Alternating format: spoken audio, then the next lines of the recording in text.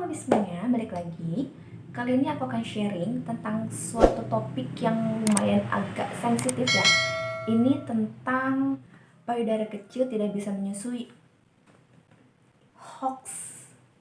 Ukuran payudara sendiri itu dipengaruhi oleh 3 faktor. Yang pertama itu faktor genetik, kemudian faktor berat badan, dan yang terakhir jumlah jaringan lemak di dalam tubuh. Biasanya payudara akan mulai membesar selama kehamilan dan mulai memproduksi ASI. Tapi untuk keluarnya sendiri ini berbeda-beda setiap orangnya.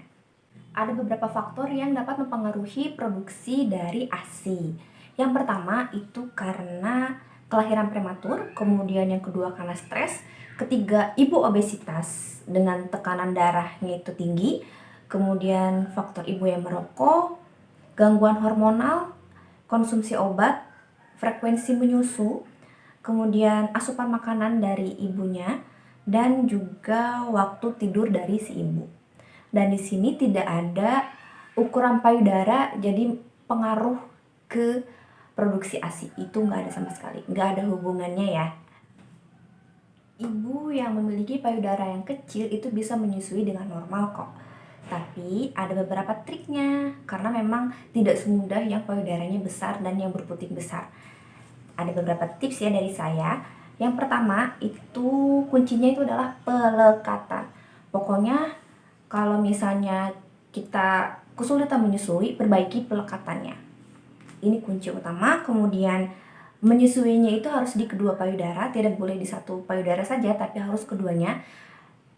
Yang pertama itu selain karena biar payudaranya tidak besar sebelah, juga ini bisa memaksimalkan produksi dari ASI kedua payudaranya. Selanjutnya yang ketiga ini gendong bayi dengan ketiga.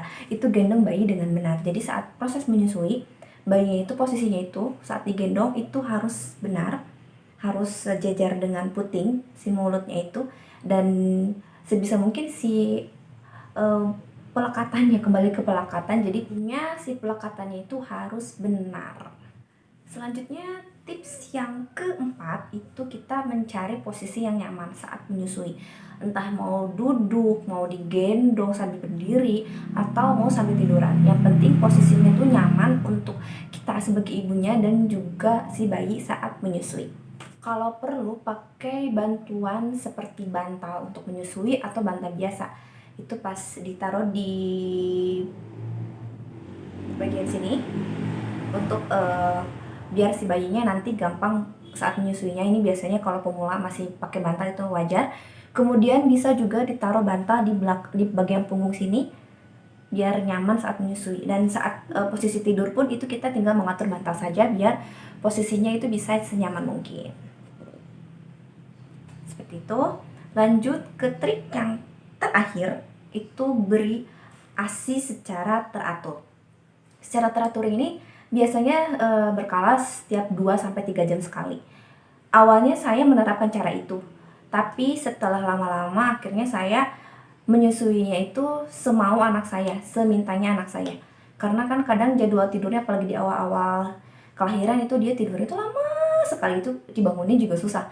Akhirnya saya menyerah dan pakai sistem yang semaunya anak. Alhamdulillah berat badan anak juga aman, terus naik dan lumayan demplon. Oke, itu tadi trik-triknya ya biar ibu dengan payudara kecil bisa menyusui dengan nyaman dan aman. Aman terkendali di sini ke berat badan bayinya.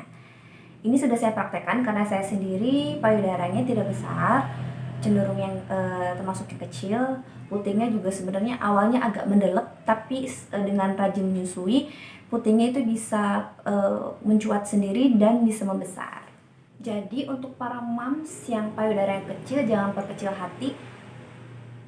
Kita sebagai yang memiliki payudara kecil insya Allah bisa menyusui dengan lancar. Yang penting tadi itu kuncinya lebih ke pelekatan. Pokoknya pasti di awal itu bakalan sulit karena memang kita sama-sama belajar. Kita belajar, bayi belajar. Setelah pelekatannya benar, insya Allah masalahnya itu nggak bakal yang terlalu mendramatisir gitu. Jadi dramanya sesungguhnya itu karena pelekatan yang salah biasanya. Untuk drama lainnya sih itu yang standar-standar sih bisa dipecahkan seiring berjalannya waktu. Oke, sekian untuk video sharing kali ini. Semoga bermanfaat. Semangat ya moms! See you.